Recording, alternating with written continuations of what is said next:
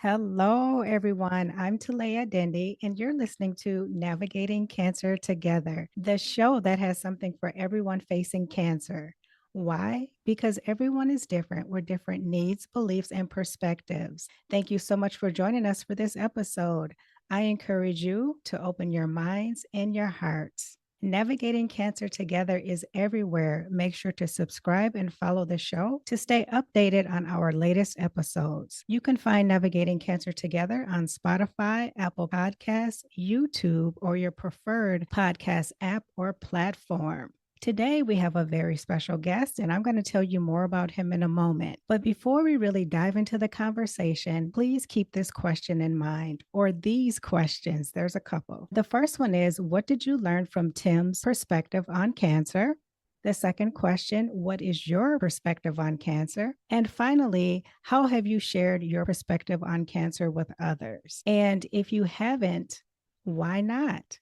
Just curious. All right. So today, our very special guest is Tim Sohn. Tim is a resilient 18-year chronic myeloid leukemia warrior. He has an unwavering commitment to supporting cancer patients, survivors, and supporters worldwide, letting them know they are not alone and encouraging them to share their stories when they're ready. As the host of the live stream show Showing Up Perspectives on Cancer, Tim creates a space where anyone with a connection to cancer has a safe space to share their stories. He is also the author of the Perspectives on Cancer, which is a book series, as well as Perspectives on Invisible Illnesses. That sounds really interesting. Find more at perspectivesoncancer.com. Tim is here today to share his experience living with CML and his perspective on cancer. Tim, thank you so much for joining us today and welcome. Thank you so much for having me, Talaya. I'm so excited to be here. Thank you, Tim. I'm so excited to talk with you. We have been trying to get this scheduled, I want to say for almost a year now. So I'm Yeah. very honored to be here with you. Yeah, it's the same. How are you feeling today, Tim? I'm feeling great. I'm just excited for this conversation. Anytime where I can share my story to give hope to others, it's a good day. Wonderful. Thank you for your time. Tim, you describe yourself as a community builder. Why is building community important to you? And how does it tie into who you are? So I am an 18-year chronic myeloid leukemia survivor this month, which is December 2024. Yay. Yes, thank you. And for 15 of those years, I did not share my story. In my journey, I have always felt fine for the most part. I've have some headaches here and there and some fatigue here and there, but for the most part, over my whole journey, physically, I felt pretty great. So I have always had this sense of like I would feel like, who am I to share my story when so many other people are struggling more, or at least it seems that other people are struggling more. So I started sharing my story in 2021 after I was invited on Jenny Gold's podcast called Podcast Not Podcast. And I had never planned on sharing it.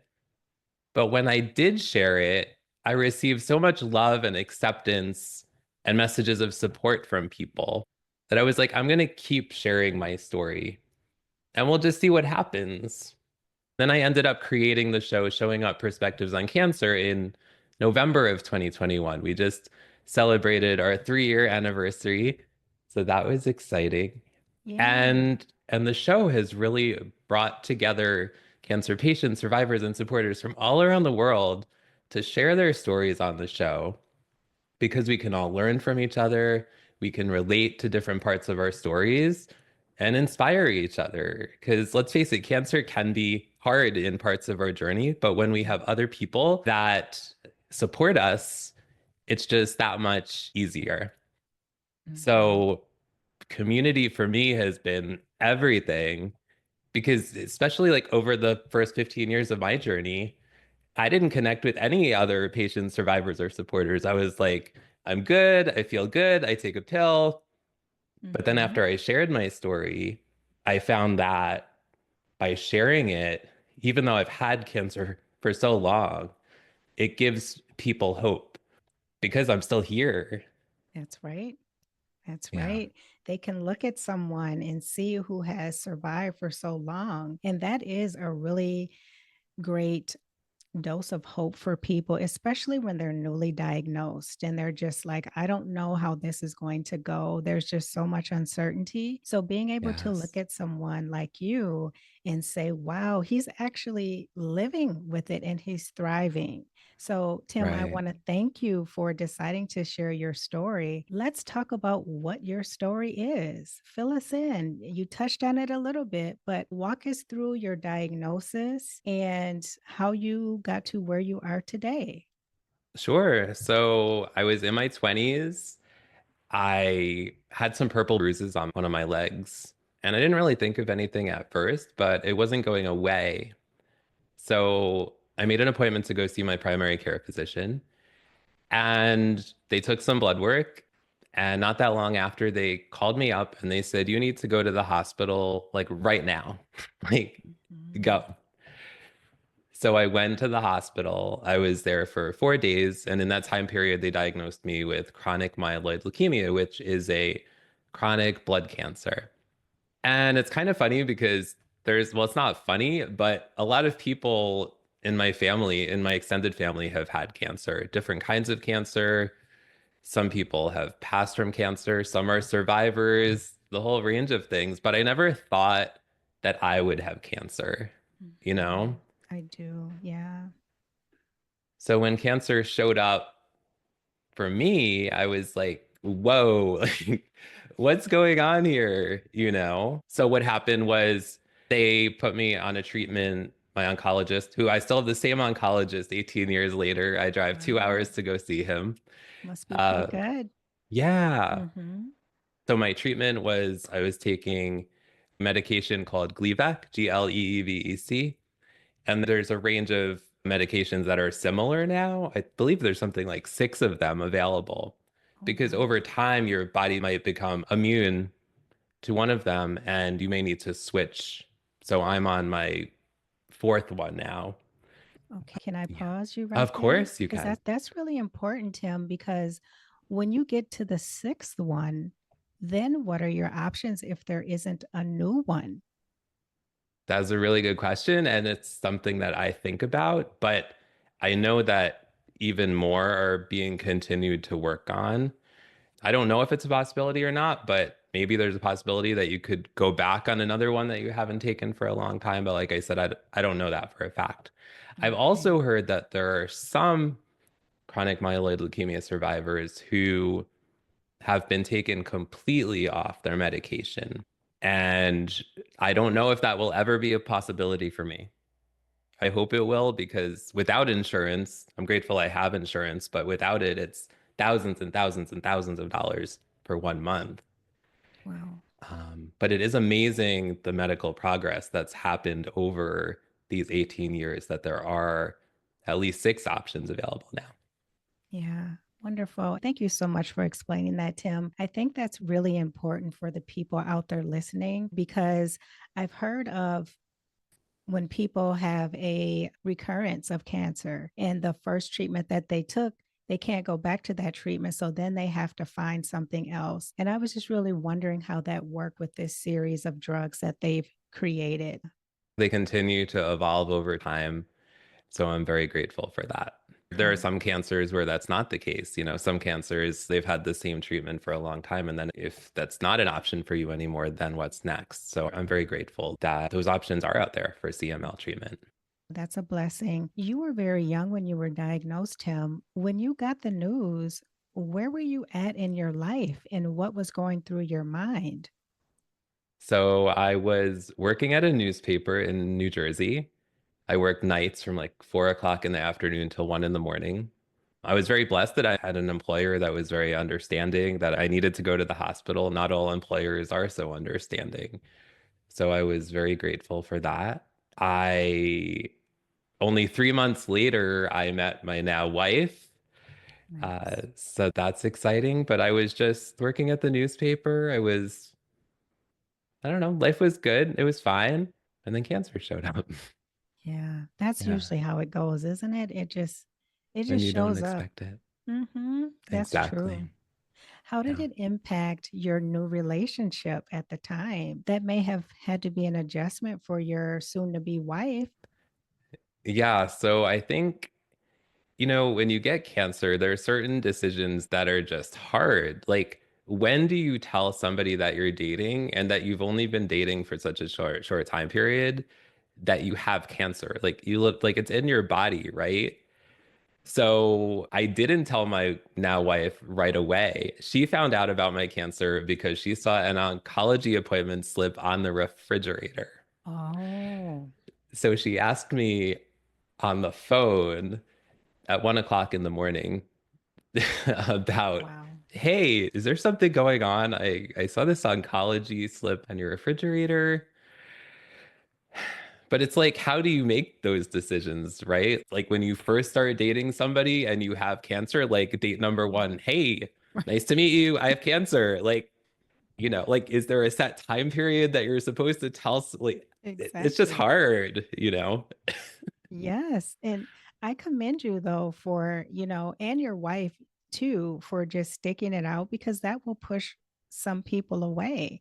And you're right. Yeah. When do you tell someone? It's like, it's hard enough to tell people that are really, really close to you. And even when you get the diagnosis, of course, they need to know, but it's really hard to tell people initially.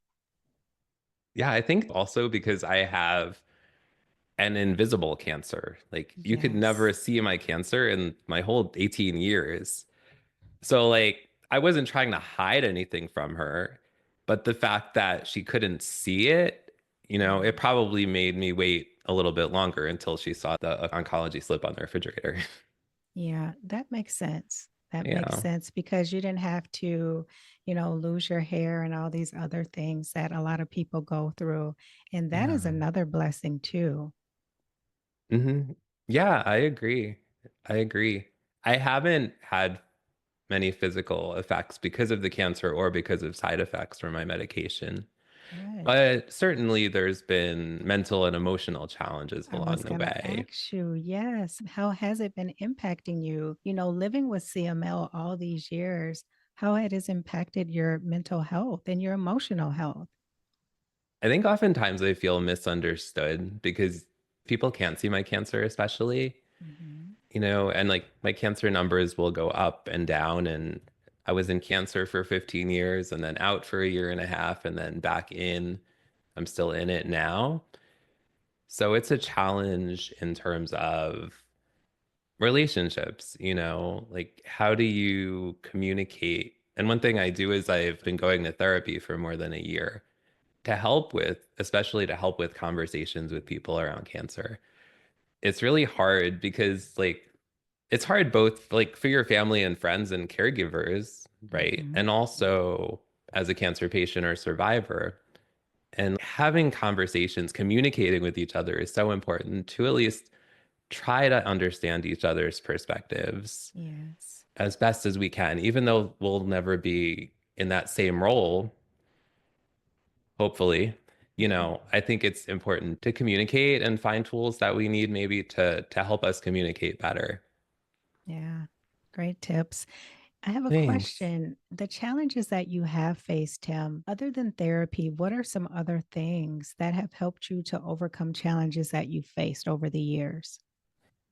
So I love walking in nature. I love walking along the Delaware River here in Pennsylvania. Oh, wow. Yeah, it's really beautiful. I also love to take pictures and videos while I'm out and then share them on social media. And then also having conversations with other people like yourself who are cancer patients or survivors or supporters, because I oftentimes feel a lot more understood by people who have gone through something which may not be exactly the same, but something similar. All people that have cancer have probably heard the words, you have cancer or something similar. Yes. So that brings me comfort when I can have conversations with people like you and others that can understand me in some sort of way. Yeah, I understand that so much because that was Mm, one thing that I was really missing when I was going through cancer treatment and even into survivorship. There was really no one to talk to who understood what I was going through. And I found just for me, a lot of times I just held things in because I didn't want to feel like a burden to people who really wouldn't understand anyway. So, yes, finding those community of people who really get where you're coming from makes a world of difference. And you can kind of say just about anything, and no one's going to look at you like, "What? What are you talking about? What's wrong with you?" Yeah. Yeah, that's so true. And I think also something that can be a challenge for people, especially people who are like givers by nature. Mhm. They don't like to ask for help. They always put other people first. And I've been like that most of my life. Mhm. But after I started sharing my story, I've gotten better at asking other people for help because there are people out there that want to help you in certain ways, and it makes them feel good too, you know? That's right. That's so true. When you open yourself up, it allows you to receive all the love and all the gifts that other people have to share and give also. So I Yeah. totally understand where you're coming from. It takes a little bit of work though when you are someone, like you said, who's always a giver.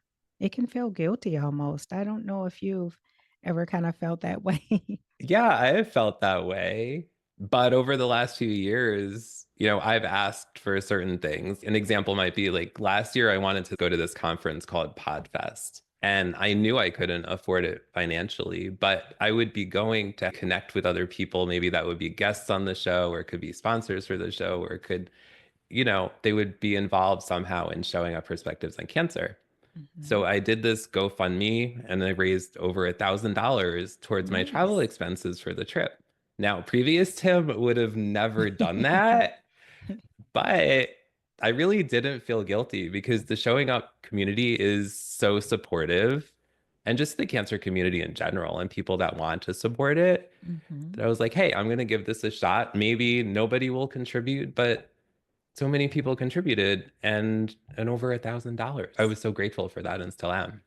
That's a blessing. I'm glad that you were able to get the help that you needed. Thank Yeah, you. you're welcome. One thing that you touched on that I want to circle back to is the interconnection of caregivers, family, and friends. How can patients better understand caregivers, family, and friends, and vice versa? Because everyone's trying to figure this thing out. So, Yeah, I think it's helpful to talk to those people, ask them, like, do they have any questions? How can you be supportive to them? Whether you're the patient, the survivor, or the caregiver, you probably both have questions because when somebody's diagnosed with cancer, like cancer usually comes out of nowhere. Like you're not expecting it to show up. And so communication is really important, and just, you know, trying to figure out from each other, like, what do you need? Like, what don't you understand? What can I answer for you? yeah, that's so important. And I find that too when I work with families. First of all, the person with cancer, they're really hesitant to share the true details of what's going on because they Yeah. don't want to put more stress and concern and fear onto their loved ones. But I believe that really needs to happen in order for everyone to understand what's really going on. And you're right. It's like, talk about what's really going on so everyone can get the support that they need because everyone's going to need support, everyone involved. Yeah, definitely on both sides. I mean, cancer patients and survivors go through a lot, but also a caregiver is like, shout out to all the caregivers. That's Like, right. what you do is amazing and so important, and I'm just so grateful for all of them, because they take care of the people that are going through so much also. That's so true. You mentioned that you have a daughter and of course you're married. How has that impacted your family unit over the years? Have you seen a significant impact? And what does your daughter understand about your cancer? So this topic is one that comes up all the time on showing up, and I'm evolving in my brain and in my heart about it because my cancer is invisible. We did not share with my daughters that I had cancer until I did not have cancer. So like 15 years later, I mean, obviously, like she's 13 years old now. Mhm. So she was not born when I found out I had it. But as a parent, I go right away into protector mode. And I'm like, I'm doing good. I'm taking a pill. And she cannot see it. So, like, I'm not trying to be deceitful by Mhm. not sharing it. But at the same time, I was like, I don't want to give a young child like stress if I don't have to, you know? I do. And there's been like so many people that have come on the show and we've talked about this topic. And I think every single person on the show probably has like told their children like right away in Mhm. some way, like depending on their age. You know, they might not use the word cancer. They might describe it in some sort of way and say like, we have a plan to, you know, like to like make it less stressful. Yes. But since my cancer came back, we have not had that conversation.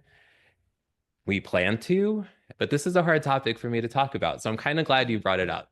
Yeah.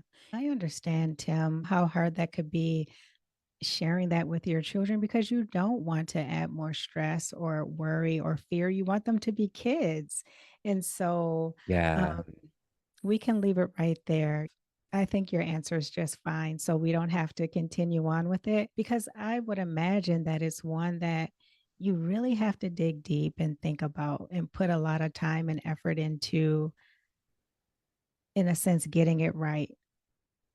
Yeah. I mean, I don't know if you'll ever get it right. Like, I don't know what right is exactly anyway, but like trying to figure out what's the best way to share it when you're ready to. And then if you have a spouse or partner or whatever, like obviously their opinion is important also to work together to try to figure out what the solution is, when to share or not share, or, you know, there's a lot of things to consider.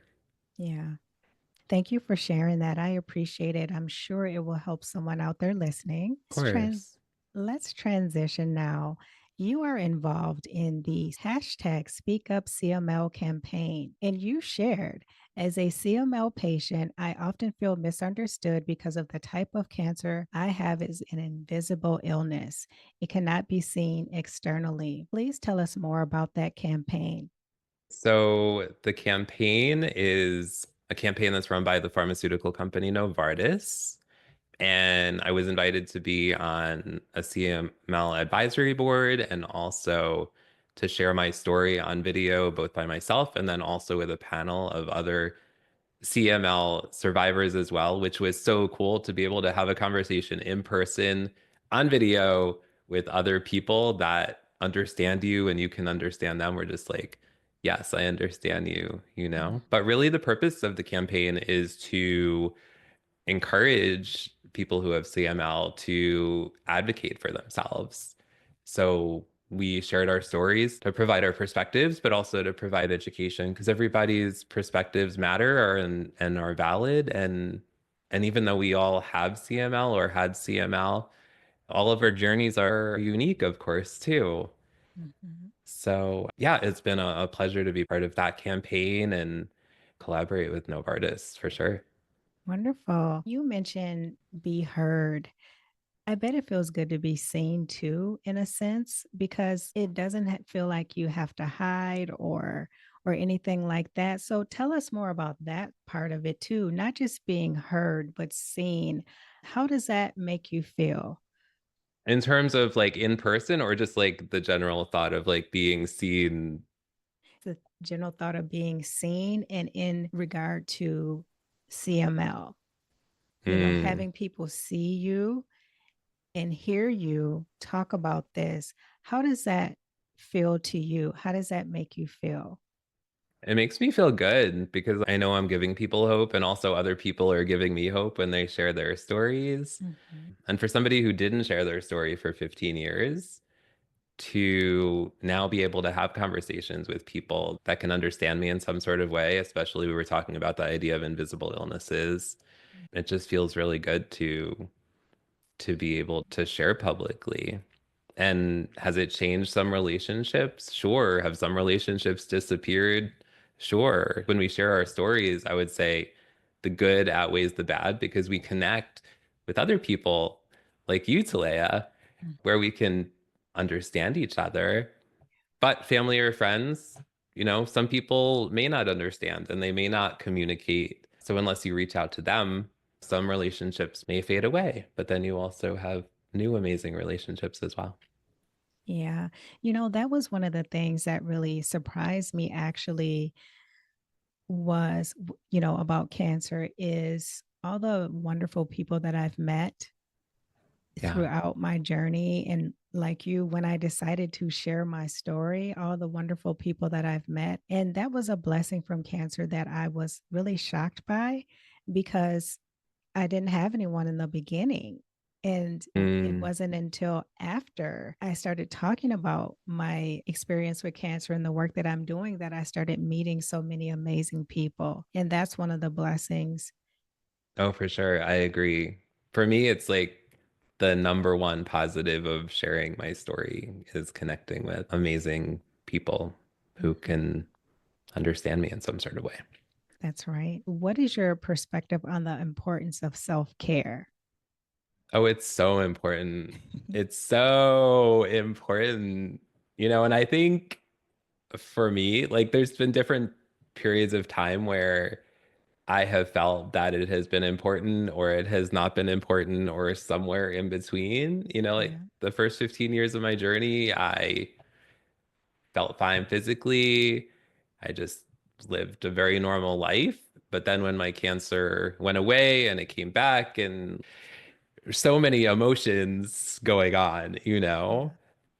So for me, like I was saying before, like nature, it just like brings so much peace. I also love to play the piano. I play the piano at our church, Nice. and that just brings me so much, just like grounds me, Mhm. and brings so much just like serenity because there can be so much going on in your brain and in your heart, and sometimes at the Yes. same time, that it's nice to just find a place where you can. I mean, everything is not going to leave you, obviously, because whatever is going on, but just to be able to have that time of silence or playing the piano or whatever your thing is. I know some people like to journal, some Mhm. people like to do other things. But yeah, it's so important. And for me right now, it's still so important. One thing for me is that like my perspective on life has really changed over the last few years. I'm much more intentional about living my life. I want to be happy. And what can I do to do that? Like last year, I went on a hot air balloon for the first time. I've Nice. always wanted to go up in one. Thank you. I've always wanted to go up in one ever since I saw The Wizard of Oz. And Nice. when the wizard goes up in the balloon. Yes. Yeah. So what was it like? I'm curious. What was it like? It was really amazing. The basket that you're in is really small, and you're with like, I think it's like six other people. At least this one was. Mhm. And our ride went over like all these farm like fields in New York State. Yeah, it was just really cool to see that perspective, like from up there looking down, and it wasn't windy at all that day. It was just like a really smooth ride. Like I really wasn't worried. A little worried because there were like so many people together closely, Mhm. but otherwise, it was an amazing experience. Good. I'm glad you had that experience. And thank Mm. you so much for sharing playing the piano on LinkedIn because I Uh, have, caught some of your performances and I'm like, this is very soothing and relaxing. So thank you for sharing that gift with us as well. oh, thank you. Yeah, I usually try to get to church early on Sunday so I can just like practice, obviously, but then I also usually record a song also and then put it on LinkedIn and the other social media. But thanks Yeah. for saying that. I Yeah. appreciate you seeing me. Absolutely. I see you. I see you. Tim, I was just thinking about you have been in the healthcare system for some time now. What tips do you have for people about navigating the healthcare system? Because it can be very overwhelming for people who have not had to utilize the healthcare system very much prior to their diagnosis. So I would say a few things. I would say one thing is that it's really important to advocate for yourself. When you go to your oncology appointments or other doctor appointments, like have a list of questions you prepare ahead of time And maybe bring somebody with you. Like my dad usually meets me there and we usually have lunch afterwards. But, if it's like maybe there's something I'm uncomfortable about talking about, or maybe I don't bring something up in the appointment and he'll be like, hey, weren't you going to talk about this? Like it helps to have somebody there that can support you in the moment because it can be a lot sometimes, especially like, if you're going to have a specific test or find out the results of a specific test about where your cancer is in your journey, you're probably going to be really stressed out that day. So to have somebody there to support you that has your back, that's really important, I think. Yes, that has your back. I love that. It's so nice that your dad is able to accompany you. That has to be a good feeling. Yeah, it's really good. And also, we have this inside joke because early on in my journey, well, for a long time, he would bring a tuna fish sandwich for lunch. And like every single time, it would be a tuna fish sandwich. So I don't know, at some point, I probably said, like, oh, it's tuna fish again. And it's just this inside joke. We don't usually do that anymore, but it was just like this funny thing that would lighten things up. hmm It's almost like you're going to the appointment when your dad brings a tuna fish sandwich. So yeah. Exactly. You're like, time to go to the doctor. Right. Yes, Yes, I get exactly. it. I get it. Thank you for sharing that. You're welcome. Another thing I want to ask you is what are some resources that you would recommend for people diagnosed with CML? So there's the Leukemia and Lymphoma Society, and they're really like the main resource, I would say, for all blood cancers. There are others as well. If you go to the Perspectives on Cancer YouTube channel, you can find shows of conversations that I've had with people and my co-hosts have had with people, some of them who have had CML. We've had several guests who have had CML. I would say those are like the main ones. There are also like Facebook groups out there and different things like that. But I would say the main one, the Leukemia and Lymphoma Society, I know they have a peer-to-peer mentoring program. So if you have CML and you want to talk to somebody else who has that also, I don't think they had that program when I first was diagnosed, but I've heard really great things about that. I know they also have an online community now also, which I think is fairly new in the last couple of years. So yeah, I would say the probably the best place to go is the Leukemia and Lymphoma Society website. They do have a really good website with a wealth of information. Now let's talk about showing up perspectives on cancer. Tell us a little bit more about what it's all about.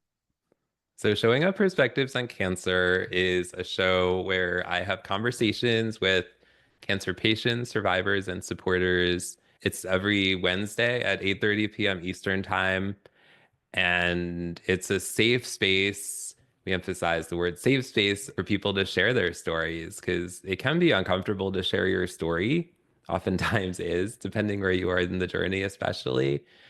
But like I was saying earlier, receiving the love and support from other people, I think just makes it at least somewhat easier for people to share their story. During the show, we'll show comments of people who are tuning in, especially when, like maybe somebody's having like a rough time or something during the conversation, or, like all the emotions happen during the show. There could be crying, there could be serious moments, there could be smiles, there could be laughter. You're nodding. You're like, I get Yeah. it, Yeah. right? I get it. Yeah. Yeah.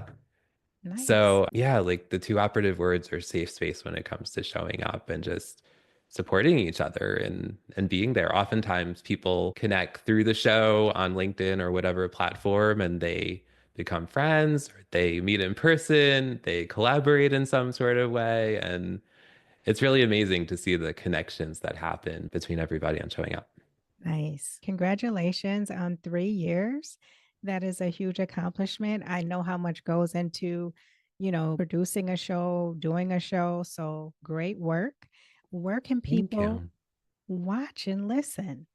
So we stream on LinkedIn, Facebook, and YouTube. The best place to go to find the link or links is go to perspectivesoncancer.com. You've also written a book. Tell us more about the book and why you chose to write it. So The most recent book is Perspectives on Invisible Illnesses. And the reason I wrote this book, and it's a collaborative book, there's 11 people who share their stories in this book, including myself. And they're all people who have an illness that cannot be seen externally. Like if you looked at somebody, like unless you hear me share my story, you wouldn't know I have cancer probably. That's right. So in this book, there are, I believe, 4 or 5 people who do have cancer who share their stories that they have invisible cancers or they have invisible complications from cancer. But there's also people who share their stories.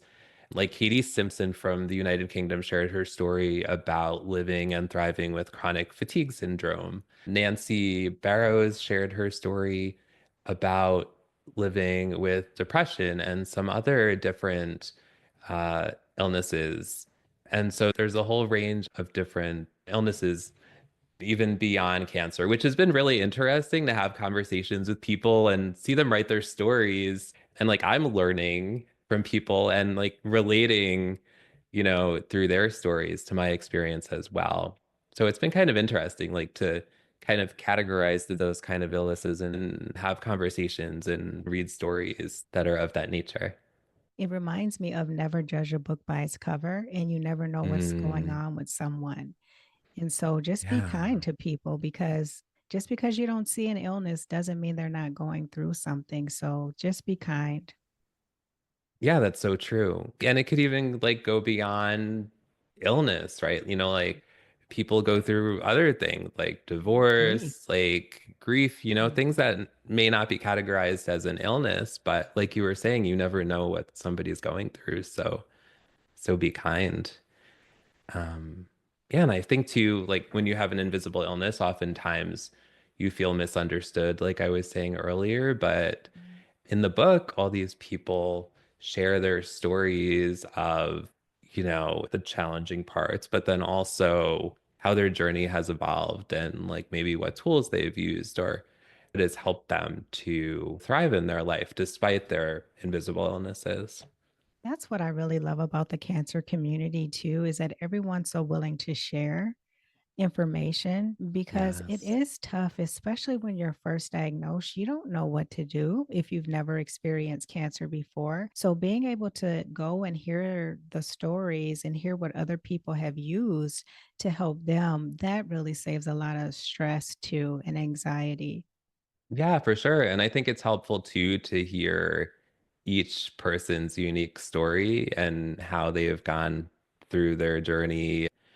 Like I was saying, tools they use and things like that, because we can all learn from each other, even though our stories are different in many ways, maybe different kinds of cancer, different stages, et cetera, et cetera. Mhm. But there are many things that we share in common as well, and we can learn from each other. That's right. Can they get the books on your website as well?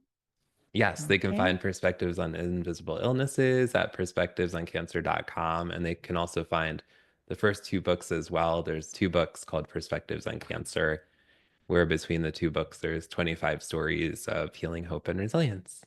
great job on everything that you're doing, Tim. Thank you. You're welcome. Now, someone out there is listening and they've been told that they have CML. What would you like to say to them? Talk to other people that have gone through CML, like when you're diagnosed or shortly after you're diagnosed, because it's going to give you hope. CML is a chronic illness, but there's many, many, many, the majority of people live, the average lifespan of somebody or longer with treatment probably for the rest of their lives. But when you have CML, for most people's journeys, there's a lot of hope. So by connecting with somebody or more than one person who has gone through it, that will definitely give you hope. And I'm sure you'll learn some things along the way too. Very true. In 1 to 2 sentences, if you could have an intimate conversation with cancer, what would you say? I would say that you are challenging. You've changed my life but I'm very grateful also. It is challenging. Yes, indeed. And it does change your life. Thank you so much, Tim, for sharing your story, all the wonderful things that you're doing, and the tips and resources. Is there anything, Tim, that you would like to share that you had not had an opportunity to share? Yes, thank you for asking. So recently, Showing Up Perspectives on Cancer became a nonprofit organization. So this is a brand new thing. And really, the goal is to reach more people and make more impact and continue to create safe spaces where people can share their stories and connect and learn from each other and relate to each other and become friends with each other. When we created the nonprofit, we recently had our first board meeting and we decided the three pillars of showing up are connection number one, support number two, and education number three. So if you would like to find out more information, you could go to perspectivesoncancer.com. We're also looking for donations, things like that. Also volunteers, people to support in a variety of different ways. So if you're interested in getting involved, please reach out to me. I'd really appreciate it. Wonderful. I will have that information in the show notes. So if you're interested, reach out to Tim. Tim, again, thank you so much for joining us. I'm so happy that you're doing well. And thank you for all that you do to support others. Thank you so much for having me, and thank you for all that you do as well. This has been a pleasure. My pleasure. Thank you. For the valued listeners out there, I have a couple questions for you. What did you learn from Tim's perspective on cancer? What is your perspective on cancer? And have you shared your perspective on cancer with others? If you would like to respond to those questions, you can leave comments on Spotify. You can also send an email to nctpodcastfan@gmail.com. I may share your comments on a future show. Also, if you respond via social media, please use the hashtag navigating cancer together. If you have found this episode helpful, this episode or a past episode, please consider supporting the show at buymeacoffee.com/NCT podcast. While you're there, follow us and become a part of the Navigating Cancer Together community. I would like to give a shout out to all the listeners out there. Thank you so much for joining us. That is it for this Wednesday. And until next time, let's keep navigating cancer together. Take care.